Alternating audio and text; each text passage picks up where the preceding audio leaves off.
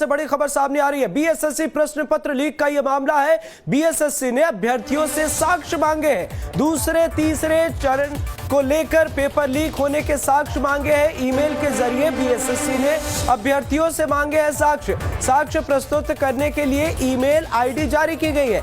जांच के बाद हो सकती है दूसरी और तीसरी पाली की परीक्षा।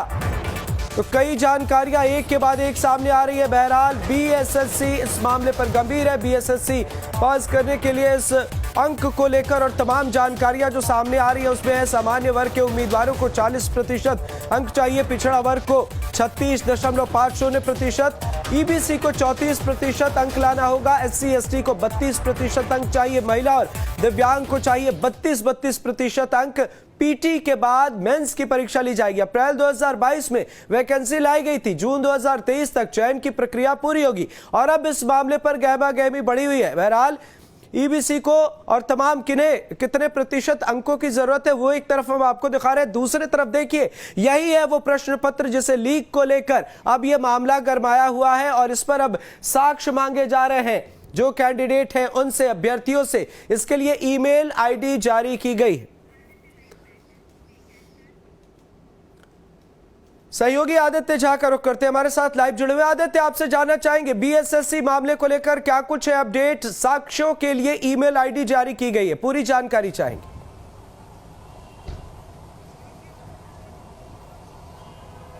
देखिए अमृत, जैसे ही 8 वर्षों के बाद बिहार कर्मचारी चयन आयोग ने कर्मचारियों के लिए, लिपिकों के लिए वैकेंसी निकाली थी, लेकिन 8 वर्षों के बाद जिस तरीके से परीक्षा कंडक्ट किया गया, पहले दिन की पहली पाली की परीक्षा का प्रश्न पत्र परीक्षा शुरू होने से पहले ही सोशल मीडिया पर वायरल हो गया था। उसको लेकर के जो अभ्यर्थी थे वो लगातार आंदोलन कर रहे थे और उस आंदोलन के दबाव में और अपना जो चैनल है न्यूज स्टेट वो भी लगातार इस मुद्दे को उठाता रहा।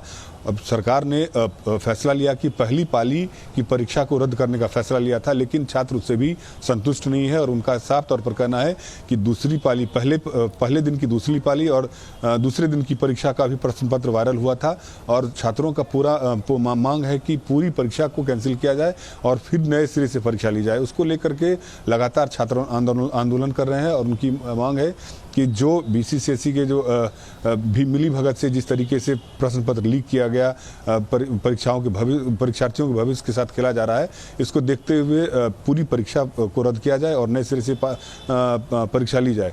आज बिहार कर्मचारी चयन आयोग ने एक ईमेल आईडी जारी किया है और छात्रों से साक्ष्य के रूप में मांगा है कि आपके पास यदि कुछ साक्ष्य है कि दूसरी पाली में भी और दूसरे दिन की परीक्षा का भी प्रश्न पत्र यदि लीक हुआ है उससे संबंधित कुछ भी साक्ष्य है तो इस मेल आईडी पर आप डालिए और आयोग इसको लेकर के विचार करेगी। तो एक तरह से कहा जा सकता है कि अब बिहार कर्मचारी चयन आयोग खुद कटघरे में है, क्योंकि 8 वर्षों के बाद जिस तरीके से परीक्षा का आयोजन किया गया और दावे किए जा रहे थे कि पूरी परीक्षा पारदर्शिता के साथ होगी और छात्रों को घबराने की कोई जरूरत नहीं है, लेकिन 8 वर्षों की तैयारी पहली पाली के पहले ही दिन डिस्क्लोज हो गई थी और जिस तरीके से प्रश्न पत्र वायरल हुआ था तो कर्मचारी चयन आयोग को लेकर सवाल एक बार फिर से खड़े हुए थे।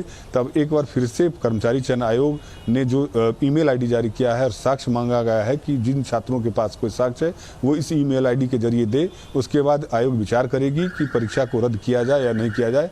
अब देखना है कि यदि छात्र के पास साक्ष्य हैं और साक्ष्य आयोग को सौंपा जाता है उसके बाद छात्र आयोग की तरफ से क्या निर्णय लिया जाता है। लेकिन 8 वर्षों के बाद जिस तरीके से कर्मचारी चयन आयोग ने बिहार में परीक्षा कंडक्ट किया वो सवालों के घेरे में है। जी अमृत। बिल्कुल आदित्य, नजर बनाए रखिएगा। बहरहाल बहुत बहुत शुक्रिया इन तमाम जानकारियों के लिए।